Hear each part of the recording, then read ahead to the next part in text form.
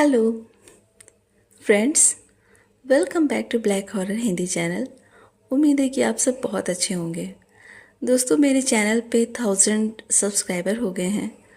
इसके लिए दिल से आप लोगों का बहुत बहुत शुक्रिया। इसी तरह सपोर्ट करते रहिए, अभी बहुत आगे जाना है। कुछ खामियां हो तो वो ज़रूर हमें बताइए, कुछ अच्छे एडवाइस हो तो वो ज़रूर दीजिए।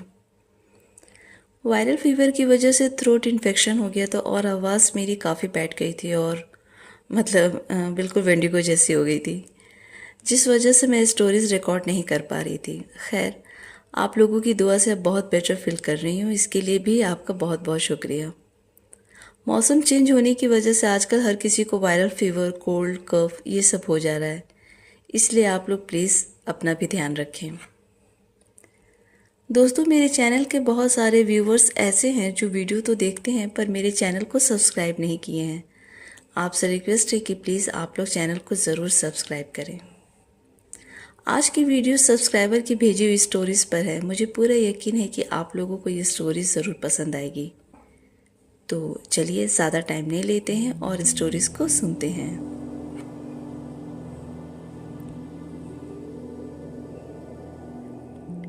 ये स्टोरी मुझे खुर्शीद जी ने आसाम से भेजी है। आइए ये स्टोरी उनके पॉइंट ऑफ व्यू से सुनते हैं। ये स्टोरी मेरे बड़े मामा जी ने मुझसे शेयर किया था।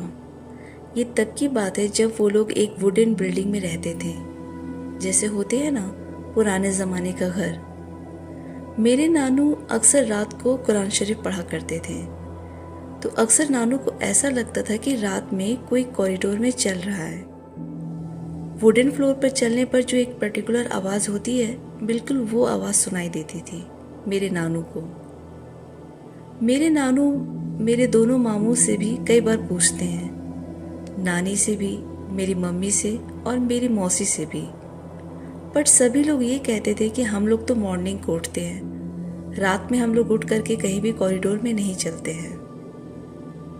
नानू कुरान शरीफ को ऐसे आधा पढ़कर बीच में उठना भी नहीं चाहते थे, कहीं उसकी बेअदबी ना हो, इसलिए कभी पता नहीं कर पाए ढंग से कि कौन है जो रात को चलता है।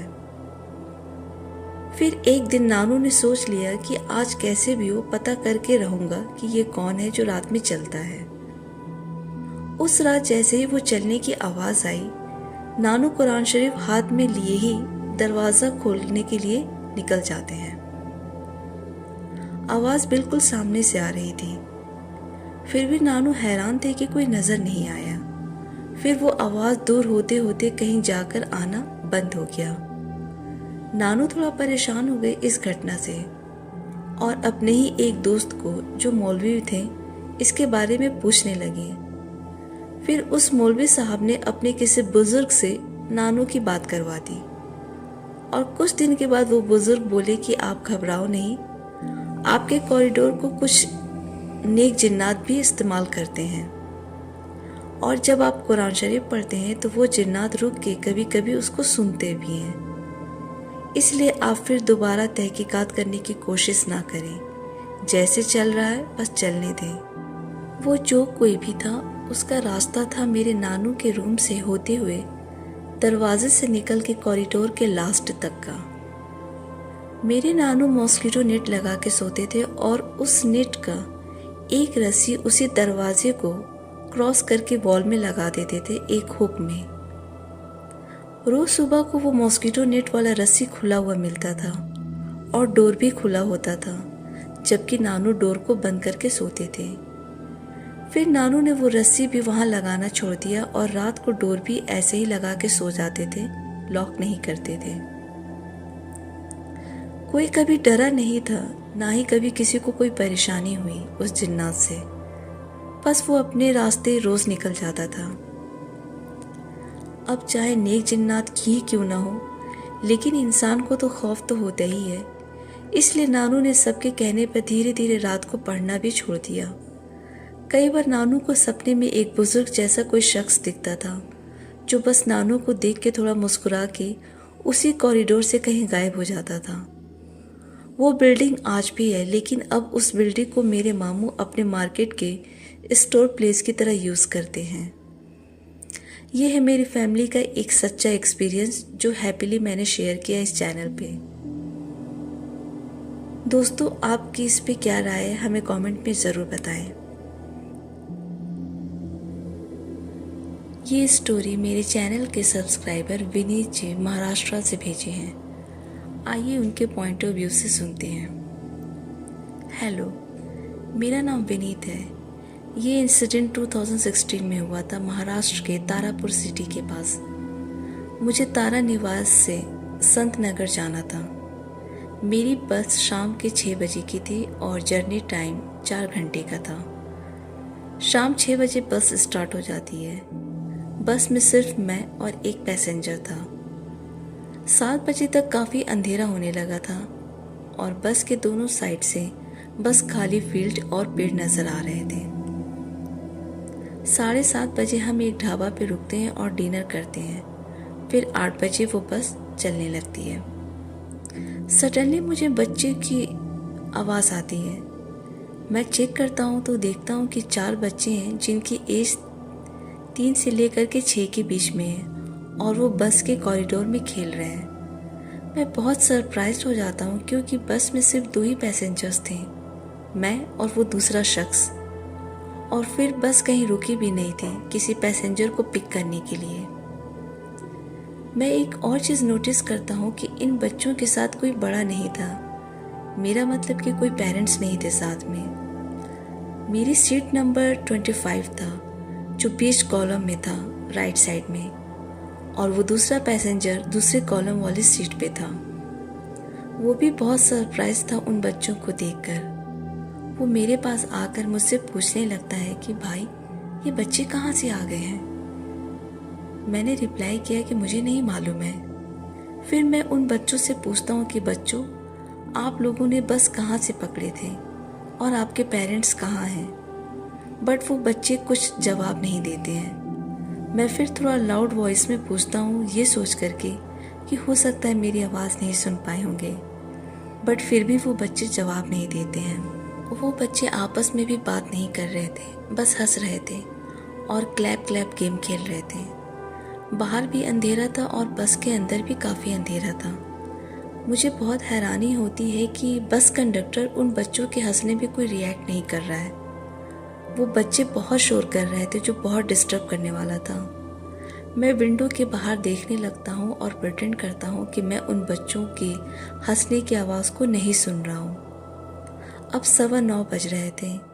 मैं अपना वॉच देखता हूँ टाइम देखने के लिए, तो देखता हूँ कि बस में बहुत शांति है और किसी भी बच्चे की हंसने की आवाज़ नहीं आ रही है। सिर्फ बस के चलने की आवाज़ आ रही थी। मैं अपनी सीट से थोड़ा झुकता हूँ देखने के लिए। पहले मुझे लगा कि बच्चे शायद सो गए होंगे। फिर मैं उठकर सारी सीट को चेक करता हूँ, बट बच्चे कहीं नहीं दिखते हैं। मैं बहुत ज़्यादा हैरान था बिकॉज बस कहीं रुकी भी नहीं थी, तो बच्चे कहाँ चले गए। मैं कंडक्टर के पास जाकर उससे पूछता हूँ तो वो बहुत सरप्राइज होकर बोलता है कि कौन से बच्चे। मैं उसे बताता हूँ कि यहाँ अभी 4 बच्चे खेल रहे थे, अब नहीं दिख रहे हैं। वो बोलता है इस बस में कोई बच्चे नहीं है और तुम कोई सपना देख रहे होगे। मैं वापस अपनी सीट पे आ जाता हूँ, बट सब सीट्स के नीचे भी चेक करता हूँ लेकिन बच्चे मुझे कहीं नहीं दिखते हैं। फिर मैं उस दूसरे पैसेंजर के पास जाता हूँ जो सो रहा था। मैं उसे जगाकर उससे पूछता हूँ कि तुमने बच्चे को कहीं देखा है। वो बोलते हैं कि मुझे नहीं मालूम, हो सकता है कि आगे की सीट पे सोते होंगे। मैंने कहा वो बच्चे कहीं नहीं दिख रहे हैं। वो दूसरा पैसेंजर उस कंडक्टर के पास जाता है और वही सेम सवाल करता है जो मैंने किया था। कंडक्टर गुस्सा हो जाता है और बोलने लगता है कि क्यों मजाक कर रहे हो, ये कोई प्रैंक हो रहा है क्या। इस बस में बस 4 लोग हैं, तुम दोनों पैसेंजर, मैं और ये ड्राइवर। तुम दोनों अब रेडी हो जाओ क्योंकि अगले 15 मिनट में संत नगर स्टॉपेज आने वाला है। हम अपनी अपनी सीट पे बैठ जाते हैं, बट अभी जो हुआ उसकी वजह से हम दोनों काफ़ी डरे हुए थे। 15 मिनट के बाद संत नगर पहुंच जाते हैं हम लोग। हम दोनों बस से नीचे उतर जाते हैं। बस अपने डिपो में जाने लगता है। मैं बस को देखने के लिए मुड़ता हूँ तो देखता हूँ कि वही 4 बच्चे बस के पीछे वाली खिड़की से मुझे देख रहे हैं। मैं बहुत डर जाता हूँ। फिर वो बस स्पीड से वहाँ से निकल जाती है। मैं वहीं एक चाय के स्टॉल पे जाता हूँ और चाय लेकर पीने लगता हूँ। फिर उस चाय वाले से उस इंसिडेंट को शेयर करता हूँ। वो चाय वाला बताता है कि आप पहले नहीं हो जिसने उन बच्चों को देखा है।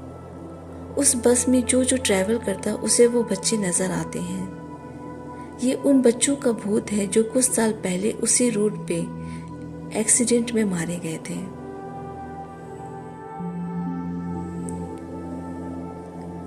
आइए अब नेक्स्ट स्टोरी सुनते हैं। मेरा नाम करण है और मैं जालंधर में रहता हूँ। हमारा घर एक कॉलोनी में है और मेरे घर के सामने एक पार्क है जहाँ बड़े बड़े पेड़ पौधे लगे हुए हैं। वो काफ़ी घना पार्क है क्योंकि वहाँ काफ़ी ज़्यादा पेड़ लगे हुए हैं। और जहाँ हमारा घर है उसके जस्ट कुछ फीट की दूरी पर बहुत बड़े बड़े 2 पेड़ हैं जो आपस में एक साथ जुड़े हुए हैं और उसकी टहनियाँ बहुत लंबी हैं। उस पेड़ की कुछ टहनियाँ तो मेरे घर को भी टच करती हैं। मॉर्निंग के टाइम तो लोग उस पेड़ के पास जाते हैं पर रात को कोई वहाँ जाने की हिम्मत नहीं करता है। एक बार की बात है, मेरे भाई ने मुझसे रात के करीब 2 बजे जगाया और बोला कि वॉशरूम का टैप टूट गया है। मैंने पूछा कैसे टूट गया। उसने बताया कि जब वो बाहर आ रहा था तो उसका पाँव पानी की वजह से स्लिप हो गया और वो गिरने ही वाला था कि उसने पानी वाले टैप को पकड़ लिया और ज़ोर से पकड़ने की वजह से वो टैप टूट गया है और पानी बहुत वेस्ट हो रहा है। मैंने कहा कि अब क्या करना है, तो भाई बोला कि स्टोर रूम में एक्स्ट्रा टैप है, मैं पुराने वाली को निकाल कर न्यू वाले टैप लगा देता हूँ। तुम्हें बस टेरेस पे जाकर पानी के टंकी के साथ लगे वॉल को बंद करना है। भाई की बात सुनकर मैं अपना फ़ोन लेकर के टेरेस पे चला जाता हूँ। जब मैं टेरेस पर गया तो कॉल पर भाई ने वॉल को बंद करने को कहा। मैंने बंद कर दिया और भाई ने बोला कि जब तक मैं वॉल को ओपन करने को ना कहूँ तब तक ओपन मत करना। मैं उसकी बात को ओके बोल के टेरेस पर ही घूमने लगा और उसके कॉल का वेट करने लगा। थोड़ा टाइम हुआ था, मैं घूम रहा था। भाई का कॉल आया कि ओपन कर दो। मैंने वॉल को ओपन किया और बोला कि ठीक है कि मैं नीचे आ जाऊँ। तो भाई ने बोला कि नहीं, वॉल को फिर से बंद कर दो, नल अच्छे से लग नहीं पाया है। मैं वॉल को फिर से बंद करके वही चेयर पे बैठ गया और फ़ोन चलाने लगा। मैंने फील किया कि मुझे कोई देख रहा है। मैं अपने चारों तरफ देखने लगा कि कौन है, पर मुझे कोई दिखता नहीं है। मैं मोबाइल में देखने लगा। फिर कुछ सेकंड्स के बाद कुछ आवाज़ आई। मेरे घर के पास जो बड़ा सा पेड़ था जिसके बारे में मैंने आपको बताया था, उस पेड़ पर मेरी नज़र पड़ती है। मैं देखता हूँ कि उसके अंदर से 2 रेड कलर की कोई चीज़ चमक रही है। मैं कुछ सेकंड्स के लिए उसे देखता रहा कि वो क्या है, पर बस वो किसी बल्ब की तरह शाइन कर रही थी। मुझे लगा कि शायद किसी बच्चे का कोई खिलौना होगा, क्योंकि मॉर्निंग के टाइम बच्चे अक्सर अपने टॉयज़ के साथ वहाँ पेड़ के पास आकर खेलते थे, तो शायद किसी बच्चे का टॉय होगा। पर जब मैं अच्छे से पास जाकर देखा तो वो रेड कलर की जो चीज़ थी वो थोड़ी सी हिलने लगी। मैं डर गया कि ये क्या भला है। उस पेड़ की कुछ टहनियाँ मेरे टेरेस की दीवार को टच कर रही थी, तो मैंने हाथ से उस टहनी को हिलाने लगा, पर उस लाइट को कोई फ़र्क नहीं पड़ा। फिर अचानक से उस पेड़ से किसी लड़की की आवाज़ आती है जो मेरा नाम लेती है। मैं डर जाता हूँ क्योंकि ये पेड़ से मेरा नाम कौन ले रहा है। मैं पेड़ को फिर से ध्यान से देखता हूँ तो मुझे वहाँ कोई फिगर दिखता है। फिगर किसी महिला की लग रही थी और जिसे मैं किसी खिलौने की लाइट समझ रहा था, वो उसी महिला की लाल आंखें थी जो मुझे घूरी जा रही थी। वो मुझे अपने पास बुलाने लगी। उसे देखते ही मैं ज़ोर ज़ोर से चीखने लगा। आप नहीं मानोगे, वो पेड़ की जिस टहनी पर खड़ी थी वो इतनी पतली थी कि बच्चा भी उस टहनी को आराम से तोड़ सकता था। मैं वहाँ से भागने की कोशिश करता हूँ, बट मैं हिल भी नहीं पा रहा था। शायद उसने मुझे बांध दिया था। बस मेरी आंखें हिल रही थी, बाकी मैं बॉडी का कोई भी पार्ट मूव नहीं कर पा रहा था। इसे देखते ही मैं समझ गया था कि ये कोई चुड़ैल है, क्योंकि कोई नॉर्मल इंसान इतनी रात को पेड़ पर नहीं चढ़ेगा। फिर वो चुड़ैल उसी टहनी से होते हुए मेरे टेरेस पर आ गई। मैं उसको कुछ अच्छे से देख पा रहा था। फिर वो मेरी तरफ बढ़ने लगी। उसके कपड़े बहुत जगह से फटे हुए थे। उसकी बॉडी का बहुत सारा हिस्सा दिख रहा था। उसकी शक्ल तो बहुत भयानक दिख रही थी। मैं हिल भी नहीं पा रहा था। फिर मन ही मन में सोच रहा था कि मैं क्या करूं, किसे बुलाऊं। फिर मुझे याद आया कि मुझे महामृत्युंजय का पाठ करना चाहिए। मैं मन ही मन में पाठ करना शुरू कर दिया। बस कुछ सेकंड्स के बाद मेरी बॉडी एक्टिव होने लगी और वो चुड़ैल मुझसे पीछे हटने लगी। जब मेरी बॉडी अच्छे से ठीक हो गई, मैं जल्दी से नीचे भागा और भाई को और सारे घर वाले को आवाज़ लगाई। जब घर वाले टेरेस पर आए तो वहाँ कोई नहीं था। मैंने सारी बात अपने घर वालों को बताई। मैं आपको कैसे बताऊं कि उस टाइम मेरी क्या हालत थी, वो मैं ही जानता हूँ। इस घटना के बाद फिर कभी मैं रात को कभी भी टेरेस पर नहीं गया। मैं म्यूनिसिपल कॉरपोरेशन में जाकर उस पेड़ के कुछ हिस्से को काटने की एप्लीकेशन दी और डिपार्टमेंट के कुछ लोग आए और जो हिस्सा मेरे घर को टच कर रहा था उसको काट दिया गया। बस उसके बाद वो चुड़ैल मुझे कभी नहीं दिखी। कुछ दिन के बाद मुझे मालूम हुआ कि किसी और ने भी इस पेड़ पे उस चुड़ैल को देखा था।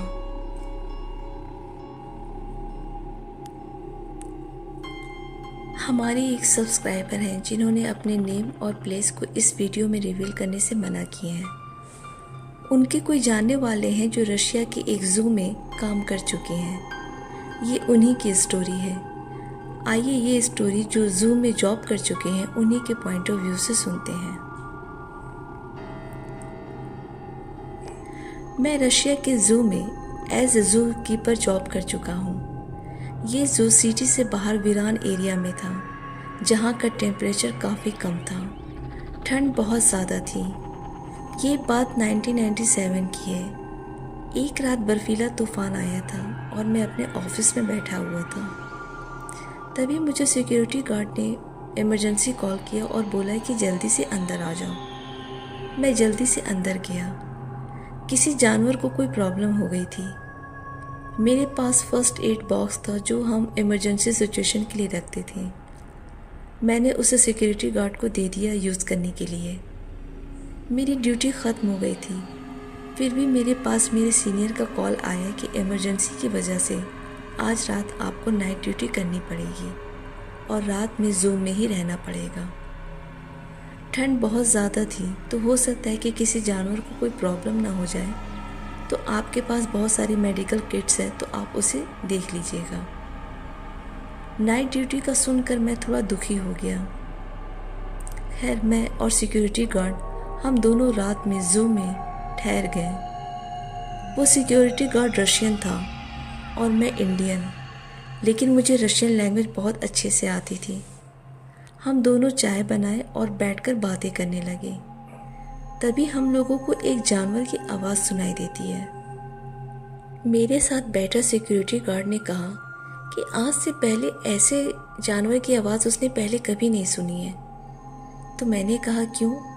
तो सिक्योरिटी गार्ड ने बताया कि वो हर जानवर की आवाज़ को पहचानता है और वो जंगल में भी रह चुका है, इसलिए वो जानवरों की आवाज़ को पहचान लेता है।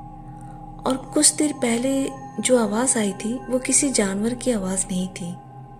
तो मैंने सिक्योरिटी गार्ड से पूछा कि तुमने कैसी आवाज़ सुनी थी? मैंने ऐसी कोई आवाज़ नहीं सुनी है। तो सिक्योरिटी गार्ड ने बताया कि वो आवाज़ किसी महिला की लग रही है जो जानवर की आवाज़ निकालने की कोशिश कर रही है। वो बकरी की आवाज़ निकालना चाह रही है। मैंने सिक्योरिटी गार्ड से कहा कि मुझे तुम्हारी बातें अजीब सी लग रही है। एनीवे, फिर मैंने उससे कहा कि चलो फ्लैश लाइट लेकर चलकर देख लेते हैं कि आवाज़ कहाँ से आ रही है। उस रात स्नोफॉल भी होने लगा और ठंड बहुत ज़्यादा थी और सारे जानवर अचानक से चिल्लाने लगे थे। हम सर से पांव तक कवर थे, उसके बाद भी हमें बहुत ज़्यादा ठंड लग रही थी। हम फ्लैश लाइट की मदद से जगह जगह देखते जा रहे थे। हमारे ज़ू में एक रूल था कि जब कोई ज़ू बंद कर दिया जाता था तब ज़ू की लाइट्स भी ऑफ कर दी जाती थी। सिर्फ कुछ कुछ जगह पर लाइट्स ऑन रहती थी, जैसे कॉरिडोर की ओर और जहाँ पेड़ पौधे लगे रहते थे। हम आगे बढ़ते जाते हैं। फिर एक जगह फ्लैशलाइट दिखाते हैं। हम देखते हैं कि जिस जगह पर हिरन पिंजरे में थे उस जगह के दूसरे जानवर भी चिल्ला रहे हैं। बीच में रास्ता था और दोनों तरफ जानवरों के पिंजरे थे और जानवर बार बार चिल्ला रहे थे। सिक्योरिटी गार्ड ने कहा कि कोई बात है, तभी तो ये जानवर चिल्ला रहे हैं। हम लोग स्पीड से थोड़ा आगे और बढ़ते हैं। हम लोग टॉर्च की लाइट से देखने की कोशिश करते हैं कि क्या बात है। आप बिलीव नहीं करेंगे, जो मैंने देखा मेरे पैरों तले से ज़मीन खिसक गई। मैं सिक्योरिटी गार्ड के हाथ को टाइटली पकड़ लिया और कहने लगा कि ये क्या बला है। हम लोगों ने देखा कि एक महिला वहाँ खड़ी है और काले रंग का ड्रेस पहनकर, और उसके बाल काफ़ी लंबे हैं। फ्लैशलाइट की रोशनी में वो साफ साफ दिख रही थी। वो हिरन के पिंजरे को पकड़कर खड़ी थी और हिरन को लगातार देख रही थी। वो बिल्कुल भी नहीं हिल रही थी और सारे जानवर उसी महिला को देख रहे थे और चिल्ला भी रहे थे। हम अंधेरे में तो कुछ नहीं देख सकते हैं, लेकिन जो जानवर होते हैं वो अंधेरे में भी देख सकते हैं। शायद इसीलिए इतना चिल्ला रहे थे। सिक्योरिटी गार्ड ने नीचे से एक पत्थर उठाकर उस महिला की तरफ फेंका। वो पत्थर महिला के पैर के पास जाकर गिरा, लेकिन वो बिल्कुल भी नहीं हिली। मैं सिक्योरिटी गार्ड के हाथ को पकड़ा और उससे कहने लगा कि यहाँ से चलो, इससे पहले कि कुछ बुरा हो जाए। मैं 100% श्योर हो गया था कि ये कोई इंसान नहीं है। मैंने सिक्योरिटी गार्ड से कहा कि यहाँ से जल्दी से निकलो। वो सिक्योरिटी गार्ड बहुत बहादुर था। वो कहता है कि मैं यहाँ का सिक्योरिटी गार्ड हूँ और अगर कोई भी प्रॉब्लम होगी तो मुझे देखना ही पड़ेगा। तुम्हें जाना है तो तुम जा सकते हो। ये हमें डराने के लिए ऐसा कर रही हो, और ये भी हो सकता है कि ये कोई चोर हो और ये कोई जानवर चोरी करके ले जाए। मैं रिस्क नहीं ले सकता, मुझे देखने जाना पड़ेगा। सिक्योरिटी गार्ड की बात सुनकर मैं परेशान हो गया। उसने अपनी गन निकाली और टॉर्च की हेल्प से आगे बढ़ने लगा। मैं भी हिम्मत करके उसके पीछे पीछे चलने लगा। सिक्योरिटी गार्ड लगातार उसके ऊपर फ्लैशलाइट दिखा रहा था और आगे बढ़ते जा रहा था। हम लोग कहते भी जा रहे थे कि तुम कौन हो, लेकिन वो महिला कोई जवाब नहीं दे रही थी। हम जैसे उसके करीब गए, वो उसके पैर पे जब फ्लैशलाइट की रोशनी पड़ी तो हम बहुत डर जाते हैं। उसके पैर ग्राउंड को टच नहीं कर रहे थे, बल्कि ग्राउंड से कुछ इंच ऊपर हवा में थे। अचानक से वो महिला हमारी तरफ अपनी गर्दन घुमाकर देखती है। उसका भयानक चेहरा देखते ही हम दोनों डर कर गिर जाते हैं। सिक्योरिटी गार्ड तुरंत उस पर फायरिंग करता है, बट वो हवा में उड़कर गायब हो जाती है।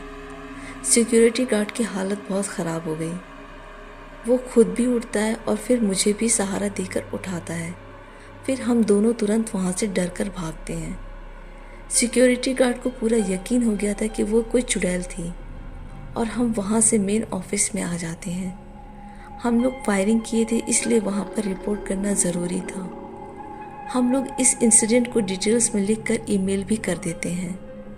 हैरानी वाली बात ये होती है कि नाइट कैमरास में वो चुड़ैल कहीं भी दिख नहीं रही थी। सिर्फ हम दोनों दिख रहे थे, जाते हुए और फायरिंग करते हुए।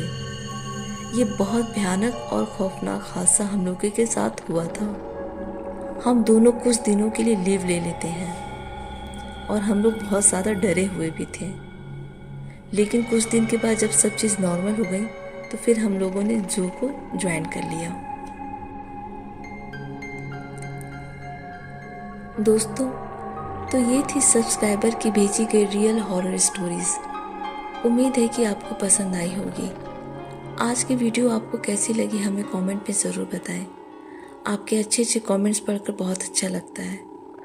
दोस्तों, आप लोग जो वीडियो को लाइक करते हैं और चैनल को सब्सक्राइब करते हैं, ये सब देखकर मुझे बहुत मोटिवेशन मिलता है। इसलिए आप लोग प्लीज़ वीडियो को लाइक करना ना भूलें। साथ ही अगर आप चाहते हैं कि आपकी स्टोरीज़ को मैं अपनी आवाज़ दूँ, तो डिस्क्रिप्शन में दिए गए लिंक पर अपने स्टोरीज़ को ज़रूर सेंड करें। हम उस पर वीडियो ज़रूर बनाएंगे। चैनल पे जो नए दोस्त हैं उनसे रिक्वेस्ट है कि चैनल को ज़रूर सब्सक्राइब करें। और आप किस किस टॉपिक्स पर वीडियो चाहते हैं हमें कमेंट में ज़रूर बताएं। और प्लीज़ आप लोग वीडियो को अपने फैमिली और फ्रेंड्स के साथ ज़रूर शेयर करें। Thanks for watching video. आज के लिए इतना ही, मिलती हूँ अगली वीडियो में। Till then bye and take care.